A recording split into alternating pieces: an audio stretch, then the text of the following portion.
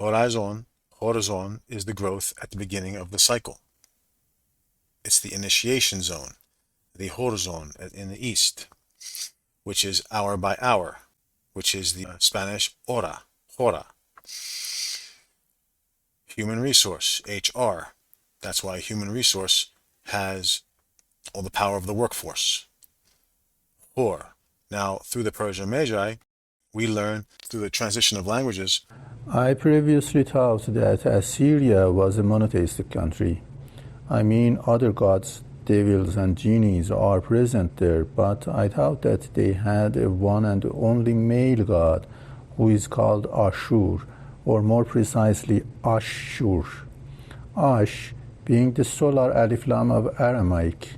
It must be Al-Shur, which according to the Arabic grammar, it is pronounced like Ashur. Al is for identification, and Shur or Sur is the same Hur, the god of Egypt, who Greece later on called him Horus. Ashur is a feathered bird, god of sky, and represented by sun. The conversion of H to S or Esh is very important between these two civilizations. Not only Hur becomes Sur or Shur, but also the sacred wine of Huma becomes Suma, and Aha, the female god, becomes Asha of Zoroastrianism. But Assyrians are not monotheistic. Sur or Hur is flying above with the sun disk in the middle because he is sun, while they have a tree too. This sacred tree of the Assyrians is called Tree of Life. In Arabic, Shajarah al-Tayyibah. Shajar al-Ish or Ish or Ash, coming from Ah, as I said, and she is the daughter, the god, the tree of God, while Shur is only the protector of God. In fact, the woman god, who is the essence of life and love, which in Egypt was symbolized as a cow or paga, and in Persian is depicted as a primordial bird called Pari, sea or Simorg. In Assyria, this woman is depicted as a tree, the tree of life, Asherah, meaning the god of life or tree of life. The picture of the tree of life with two winged genies tending it and Ashur flying above it was so important that had become the royal seal of the Assyrian Empire. In many cases, the king was depicted tending the tree as well. It gives the impression that in Assyria, everyone is there only to take care of the tree, the Asherah. But the form of the tree is also interesting. While it is a tree, a current is also going on. I saw a paper from a Kabbalistic writer, Saimo Parpola, 1993, in the Journal of Near Eastern Studies, who discussed that the Kabbalistic diagram or Zephirot is a direct borrowing from the Assyrian tree of life. Actually, it can be discussed that the Shekinah of the Kabbalah is a female presence secretly accompanying the male god of the monotheistic Jewish. In this paper, he puts the main gods of Mesopotamia in different locations of the tree, and no doubt the place of Ishtar is in the center. When we notice, we see that as expected, Ishtar or Asherah is again an 8-pointed star. She has relationship with all 8 devils. In the meantime, she is in fact the heart and the center. Ishtar is keeping all clan of gods together. The others are just branches extending outside. That's why this is the tree of the woman god. What monotheists do is to remove the heart from the center of the tree. When the woman is not there, the tree is meaningless. After the tree is rooted and the clan of God is destroyed, the monotheists make a lineage, because line means one person being repeated through the time. According to the Magi theology, the two deities of the Magi were always a male devil with number 2 and a female genie with number 1. They had a public name and a sacred name, which we call it Esme Azam. But every nation was free to call the two prominent deities with the names customary in their nation. Sometimes, especially following major considerable changes on Earth, the dual divines gave their place to a new generation of dual divine with new names. The two prominent divines in Egypt were called Isis and Osiris, whose previous generation was Hathor and Ah. Among Semites, they were Ishtar and Baal, and their previous generation was called Asherah and El. In Persia, their names were Anaita and Mithra.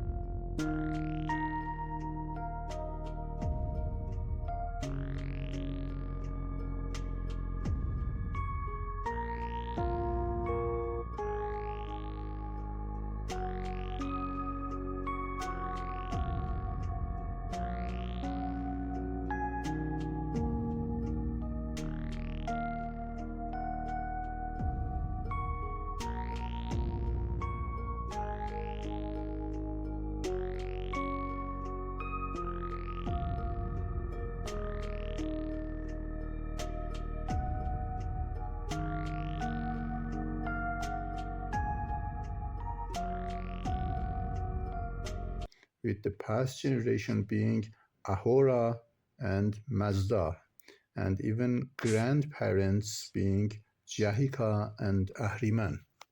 Assyrian Empire, which was a monotheistic theocracy, was persecuting dualist magi for many centuries.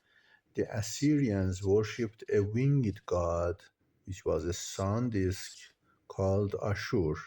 This tendency had also been seen among some of pharaohs of Egypt who worshipped Amun or even Atun as a monotheistic god. When you look at the most ancient names of demons among different nations, sometimes you see unbelievable similarities. Ah, in very first dynasties of Egypt, dating back to at least 5,000 years before Christ, is a lunar deity, which means it's a devil of moon or demon.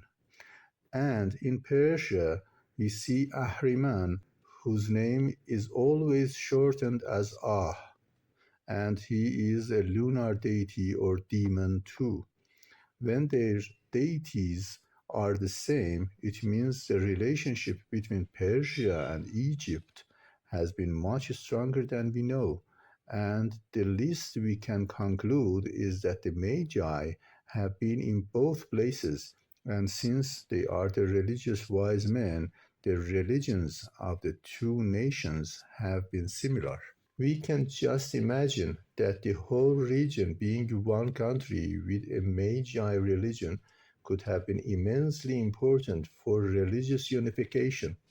In fact, the religions of Persia and Egypt, as well as Mesopotamia and Syria, is very closely related and unified under the concept of Magi. But the arrangement didn't last very long.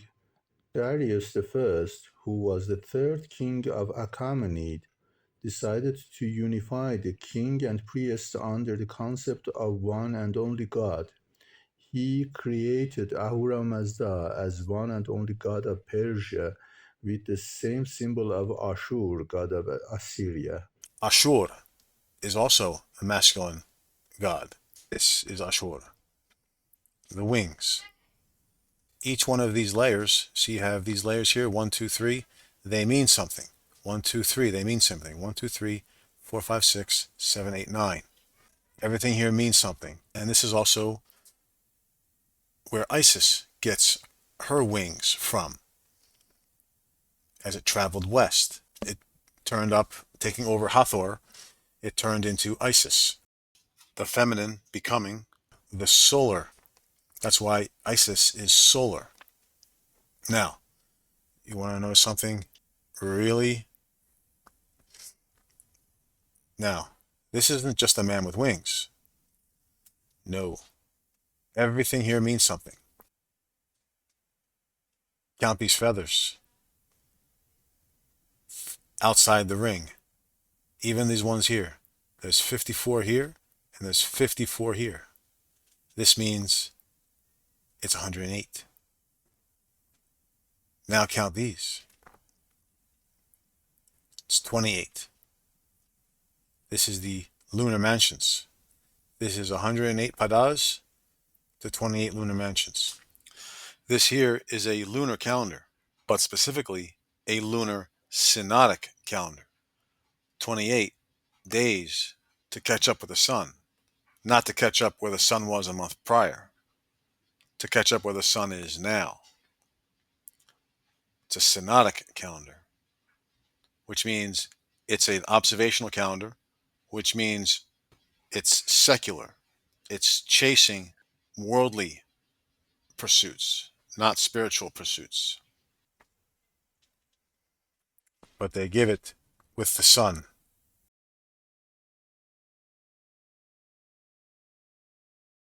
The Magi did not worship the sun.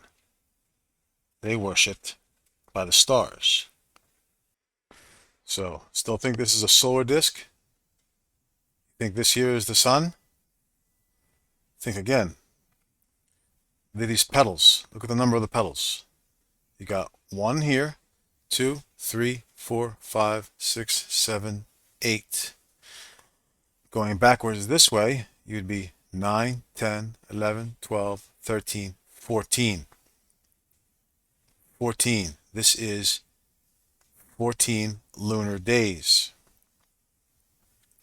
Going around is 14 lunar days. This here is up to a quarter moon. This here would be a full moon. Then it would be a 3/4 moon. Then it would be a new moon. I'm not sure. This is 20 here and 20 here. This is 40 right here. I'm not sure what's there. But this here is a lunar measure, not a solar measure. Everyone's not sure what Isis is, but Isis inherited these feathers. But I still think in Egypt, this became a solar worship. These people flip things around. Just as they flipped the whore into this. They changed the neckbet vulture into a hawk, a bird of prey, rather than a bird of carrion. Because this truly is a bird of the dead, a bird of carrion, because it came from the neckbet. To make it more palatable, more pleasing, for the trust, for people to worship, religious trust. Ashur, the god of the moon. Everyone thinks it's the god of sun. Sirius, Shur, Sirius, belonging to Sir, belonging to Shur, belonging to the... Both Sirius and Horus mean belonging, not inherent. They're not the real thing. Asuras. From Sirius, we get the Asuras. Sirius is the king of the Asuras. Sirius is the meter. Asuras are the fixed stars. Again, the measure of the stars. And Sir would be here, Ashur would be the moon. The moon is the king of the stars. Sir is belonging to the moon, or the measure, the science of the moon, of the king's movements.